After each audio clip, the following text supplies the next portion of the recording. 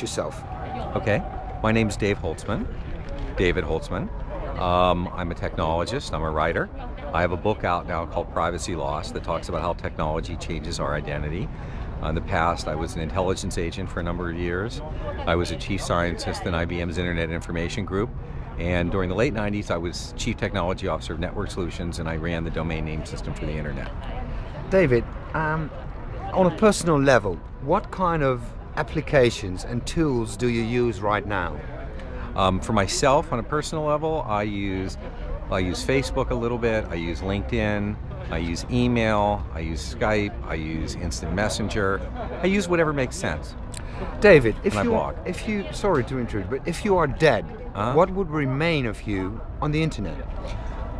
That's an interesting question. If you Google me, there's thousands and thousands of entries. That would be things I've written, things people have written about me, videos like this one and other ones. It would be little bits of what I think about all sorts of things, and maybe once or twice when I was drunk. Well, you know, it just happens.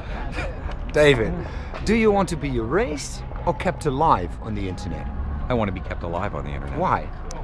Because I've spent a lot of time and a lot of experiences that come to bear in every word I say. The opinions of all of us at this point in time are the end product of, you know, in my case, 51 years of life and experience.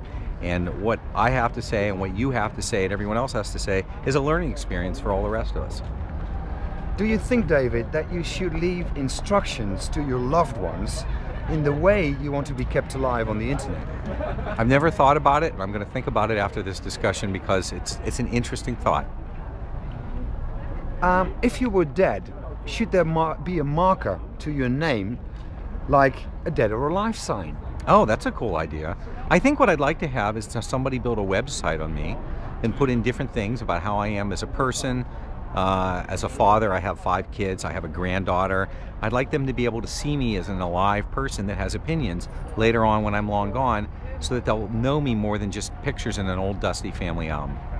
David, here we go. Now we are both dead. Okay. Do you think that we are able, as entities in that space, to still communicate and interact with one another? Technically not yet, but soon. I think right now it's like when you read a writer, a great writer, the advantage of reading a writer like Marcel Proust, for instance, things of remembrance of things past.